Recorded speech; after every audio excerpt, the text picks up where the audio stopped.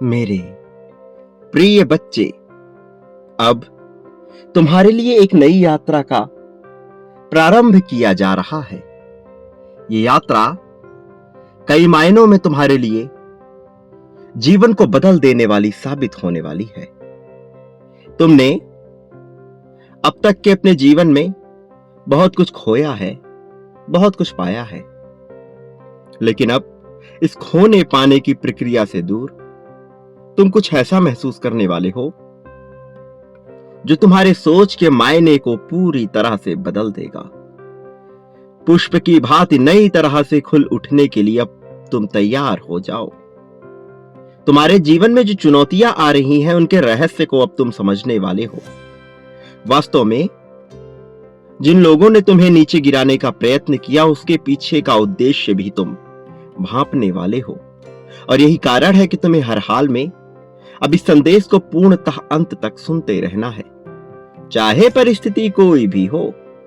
इसे बीच में छोड़कर जाने की भूल नहीं करनी है। मेरे प्रिय बच्चे, मान्यताओं से दूर जीवन की गतिविधियां कई मोड़ लेती हैं। मनुष्य जब अपनी ही आदतों के चंगुल में फंस जाता है, तब वह सटीक फैसले नहीं ले पाता, यह नहीं जान पाता कि अब उसे आगे क्या करना है। लेकिन तुम अपने जीवन को मान्यताओं से मुक्त करने की ओर बढ़ रहे हो।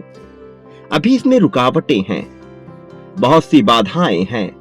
मैं देख पा रहा हूं कि तुम्हारा मन तुम्हें बार बार भ्रमित कर रहा है, लेकिन तुम उदास नहीं होना, किसी भी मोड़ पर हताश नहीं होना, क्योंकि मैं वास्तव में तुम्हारी सहायता के लिए सदैव तुम्हारे साथ रहूंगा। मैं तुम्हें अकेला नहीं होने दूंगा। मैं चाहे किसी भी रूप में रहूं, किंतु तुम्हारे पास ही रहूंगा, तुम्हारी सहायता के लिए ही रहूंगा। और तुम्हारा ये जान लेना बहुत आवश्यक हो चुका है कि इस माह के अंत में तुम्हारे साथ क्या क्या महत्वपूर्ण अद्भुत चमत्कारी घटना घटने वाली है। तुम जो कि अपने जीवन में बहुत कुछ सहते चले आए हो, अब तुम्हारी सहने की बारी नहीं है, अब तुम्हारी जीतने की बारी है। मेरे प्रिय बच्चे, तुम क्या पा लेना चाहते थे और तुम कहां पर रुक गए, इसका बहुत अनुमान तुम लगाते रहते हो। लेकिन एक चीज तुम्हें अपने जीवन में समझनी है, वो है धारा के साथ बहना। जीवन की दिव्य धारा के साथ जो मनुष्य बहने लगता है, उसे फिर किसी भी चीज की चिंता नहीं होती। फिर उसकी राह में बाधा उत्पन्न करने वाला कोई हो नहीं पाता। यह जीवन एक खेल है। इसे तुम माया कह सकते हो, एक नाटक कह सकते हो, रचना कह सकते हो, या जाल कह सकते हो, किंतु इसकी प्रासंगिकता यही है कि तुम्हें इसमें आनंद लेते रहना है। इसकी प्रासंगिकता यही है कि यह झूठ में भी एक तरह का विनोद है, मजा है। कई बार मनुष्य सत्य से ही ऊब जाता है और सत्य की तलाश बंद कर देता है। किंतु मेरे प्रिय बच्चे, तुम जैसा होनहार मनुष्य यदि ऐसा करे तो मुझे इसमें बड़ा संदेह होता है। विडंबना भी यही है कि तुम जैसे होनहार मनुष्य के मन में ऐसी भावना जन्मती है, क्योंकि तुम चुनौतियों से कई बार घबरा जाते हो, जबकि तुम्हें अच्छे से ज्ञात है कि तुम में सामर्थ्य है, तुम साहसी हो, तुम किसी भी परिस्थिति से पूरी तरह से निपट लेने में सामर्थ्यवान हो। ऐसा गुण तुम अपने भीतर रखते हो, ऐसी चंचलता, ऐसी कोमलता भी तुम में है कि तुम इस जीवन के साथ हर्ष विनोद के क्षणों में रह सकते हो। और ऐसी कठोरता, ऐसी गंभीरता भी तुम में विराजमान है कि बड़े से बड़ा पहाड़ भी तुम्हारे संकल्प के आगे झुक जाए। प्रिय बच्चे, तुम उस नीर के समान मधुर, कोमल, बह जाने वाले हो, जो इस जीवन को अपने में समाहित कर लेता है, और उस चट्टान के समान विशाल और मायावी भी हो, जिसके आगे बड़े से बड़ा अवरोध भी टकरा नहीं पाता, क्योंकि वह स्वयं ही अवरोध बनकर खड़ा हो जाता है। फिर भी तुम्हारे जीवन में चुनौतियों के रूप में जो अवरोध भेजे जा रहे हैं, तुम उनसे घबरा रहे हो। मुझे आश्चर्य होता है कि तुम जैसा होनहार मनुष्य ऐसा कैसे कर सकता है। तुम जैसा गंभीर चित्त मनुष्य ऐसा कैसे कर सकता है। तुम जैसा हर्ष विनोद में रहने वाला मनुष्य ऐसा कैसे कर सकता है भला। ऐसा संदेह मेरे मन में क्यों उत्पन्न हो रहा है। मेरे प्रिय, तुम सदैव मुझसे अपनी विडंबना दूर करने की बात करते हो, लेकिन क्या तुम मेरी विडंबना दूर कर सकते हो? क्या मुझे बता सकते हो कि तुम जैसा मनुष्य आखिर घबरा क्यों रहा है? क्या विपत्ति नहीं आएगी? क्या विपत्ति आती नहीं? क्या चुनौती नहीं आनी चाहिए? क्या जीवन सरल और मधुर ही चलता रहे? यदि विपत्ति आ गई तो तुम घबरा जाओगे। यदि विपत्ति आ गई तो तुम सीधा संदेह करने लगोगे, तुम शिकायतें करने लगोगे। नहीं, तुम ऐसे नहीं हो। मैंने तुम्हें ऐसा नहीं बनाया था। मैंने तुम्हें गुणवान बनाया, मैंने तुम्हें होनहार बनाया, होशियार बनाया, बलवान बनाया। भुजबल, कौशल, बुद्धि, इन सब से तुम्हें मैंने लवरेज किया। इन सब की अधिकता, प्रचुरता तुम में भरी गई। तुम अपने आप को सामान्य समझने की भूल कर रहे हो। भला क्यों? यह नाटक है। यह जीवन एक मायावी नाटक का हिस्सा है। तुम इससे अछूते नहीं हो। तुम इसके अंग हो। तुम इसमें अभिनय करने वाले पात्र हो। फिर भला तुम अपने अभिनय को बेहतर क्यों नहीं करते? अरे दृष्टा की भांति एक बार अपने जीवन को देखो तो सही। क्यों इसमें पूरी तरह से समाहित होकर स्वयं को नाटक से अलग कर ले रहे हो? क्यों स्वयं को कर्ता मानकर भगवान हो जाने की श्रेणी में आ जाना चाहते हो? प्रिय बच्चे, जब तक तुम ऐसा करोगे दिक्कतें आती रहेंगी, क्योंकि तुम चुनौती दे रहे हो स्वयं परम चित्त परमात्मा को। मैं नहीं चाहता कि तुम कोई योजना बनाओ। मैं नहीं चाहता कि तुम किसी भी प्रकार से अपने आप को परमात्मा सिद्ध करो। तुम तो अभिनय के सबसे महत्वपूर्ण पात्र हो। सब कुछ तुम्हारे लिए ही तो रचा गया है। फिर इस अभिनय को बेहतर तरीके से क्यों नहीं करते? बिना कोई संदेह किए, बिना शिकायतों किए, बिना भय के, बिना अपने ऊपर शक करे हुए, बिना क्रोधित हुए तुम जीवन क्यों नहीं जीते? प्रिय बच्चे, तुम अपने जीवन को जीना प्रारंभ करो। लोगों की बातों में मत आओ। किसी तरह के विरोध और किसी तरह के विरोधाभास में मत आओ। क्या तुम्हें पता है यह जीवन तुम्हें क्यों मिला? तुम कहां से आए, तुम कहां चले जाओगे, क्या तुम्हें कुछ भी ज्ञात है? यदि तुम्हें इसका भान नहीं, इसका ज्ञात नहीं, और कोई तुम्हें बताने वाला नहीं संसार में, क्या आज तक कोई बता सका है? क्या कोई बता पाएगा? क्या कोई बता पाया है? किसमें वो क्षमता है? कौन ईश्वर हो जाना चाहता है? यहां कोई नहीं बता सकता। और जब किसी चीज को कोई बता ही नहीं सकता, तो भला तुम उस पर प्रश्न करके अपने जीवन को, जो कि सीमित है, जिसकी सीमा है, जिसका समय है, उस पर संदेह क्यों उत्पन्न कर रहे? क्यों स्वयं को कमजोर करने पर तुले हो? जबकि मैंने तुम्हें कमजोर किसी भी परिस्थिति में, किसी भी लहजे से, किसी भी लिहाज से, किसी भी तरह से नहीं बनाया। मैं तो कहता हूं तुम अनिवार्यता के नियम को समझो, संतुलन के नियम को समझो, कर्म के नियम को समझो, जीवन के नियम को समझो, जीवन को समझो, स्वयं को समझो, अपनी अंतरात्मा से पूछो, क्योंकि तुम्हारे सारे प्रश्नों का उत्तर तो वही है ना।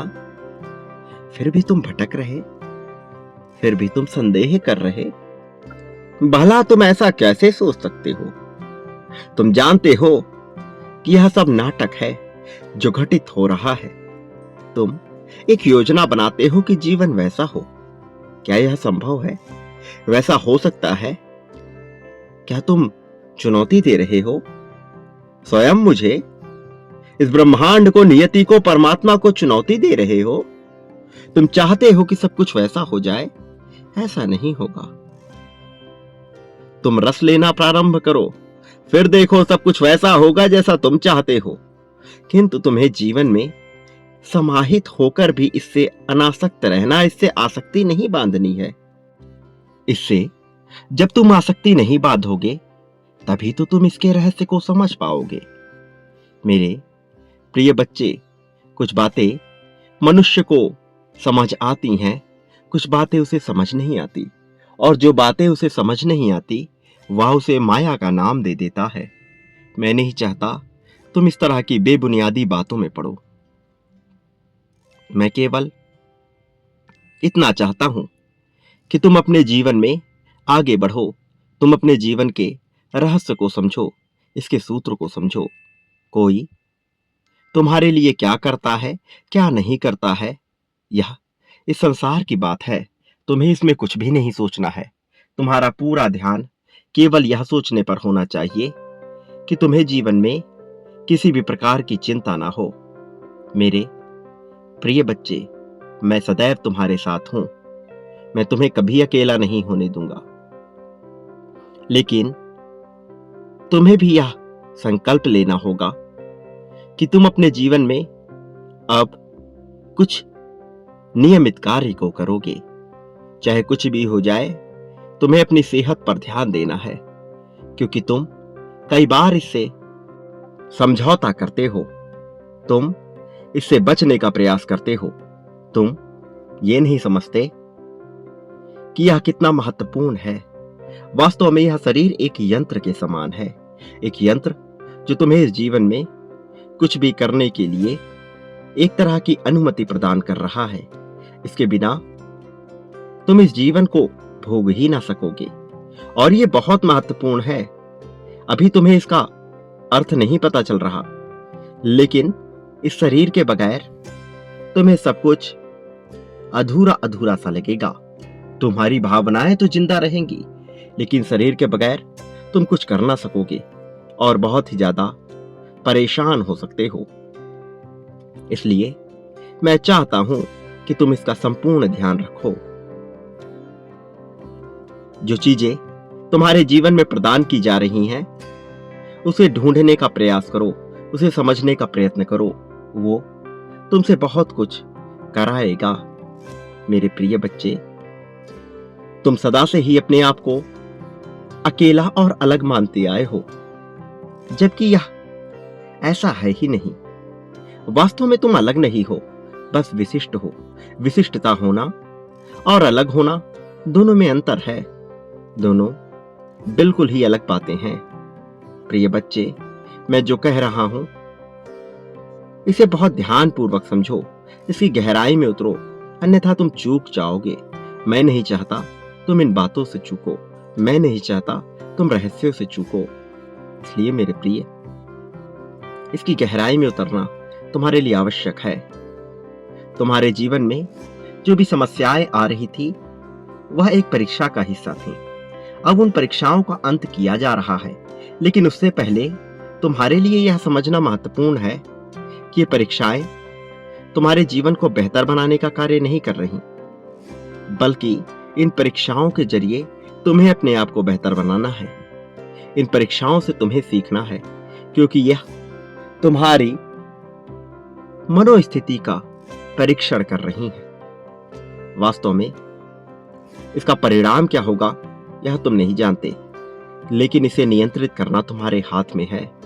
तुम इसे नियंत्रित करने का प्रयास कर सकते हो। इससे बचने के बजाय इसमें समाहित होने का प्रयास कर सकते हो। प्रिय बच्चे, मैं जानता हूं कि तुम्हारे जीवन में बहुत सारे दुख आए हैं, लेकिन अब तुम्हें दुखों का विचार नहीं करना है। दुखों से ऊपर उठकर एक बार अच्छी चीजों का विचार करो, उन उपलब्धियों का विचार करो जो तुम्हारे जीवन में भेजी गई हैं। मेरे प्रिय बच्चे, मैं सदैव तुम्हारे साथ रहूंगा। अपने आप को कभी अकेला मत मानना। इसी क्षण अपने जीत की पुष्टि कर दो। ऐसा करना तुम्हारे लिए आवश्यक है। तुम जितना ज्यादा अपनी जीत की पुष्टि करोगे, तुम्हें उतनी ज्यादा खुशी प्रदान होगी। और ऐसा इसलिए नहीं है कि तुम ऐसा कर रहे हो, ऐसा नियम है। जो नियम भले ही तुम अभी ना जानते हो, किंतु धीरे धीरे तुम इससे परिचित हो जाओगे। मेरे प्रिय बच्चे, इसी क्षण संख्या 1111 लिखकर इसकी पुष्टि कर दो। मेरा आशीर्वाद हर पल में तुम्हारे साथ है। मैं सदैव तुम्हारे साथ रहूंगा। मैं जीत रहा हूं। मैं जीतने के लिए बना हूं। जीत मेरा अधिकार है। ऐसा लिखना बिल्कुल मत भूलना। यह करना तुम्हारे लिए बहुत महत्वपूर्ण है। धीरे धीरे तुम इसके महत्व को समझोगे, लेकिन अभी तुम्हें यह पुष्टि करनी ही है। मेरे प्रिय बच्चे, एक बात याद रखो, तुम इस संसार में जो भी बांटते हो, बदले में अपने लिए वह कई गुना होकर प्राप्त करते हो। प्रेम, धन, त्याग, सौहार्द, ईर्ष्या, नफरत, द्वेष, संपत्ति, संपदा, जो भी बांटते हो वह कई गुना होकर तुम्हारे पास लौटता है। जो बांटना है उसका प्रारंभ मुझसे करो। जो भी मेरे प्रति बांटोगे वह कई गुना होकर तुम्हारे पास लौट आएगा। मेरे प्रिय बच्चे, ये भी कभी मत भूलना कि जब तुम अकेले थे मैं तब भी तुम्हारे साथ था, और जब कोई भी तुम्हारे साथ नहीं रहेगा मैं तब भी तुम्हारे साथ रहूंगा। और इस तरह तुम कभी अकेले नहीं रहोगे। मैं विभिन्न रूपों में तुम्हारे पास ही रहूंगा। मेरा आशीर्वाद सदैव तुम्हारे साथ है। मेरे आने वाले संदेशों की प्रतीक्षा करना। मैं अवश्य आऊंगा। मेरे प्रिय बच्चे, मैं तुम्हें आशीर्वाद दूंगा। मैं तुम्हें आगे बढ़ने में तुम्हारी सहायता प्रदान करूंगा। प्रिय बच्चे, सदा सुखी रहो। तुम्हारा कल्याण होगा।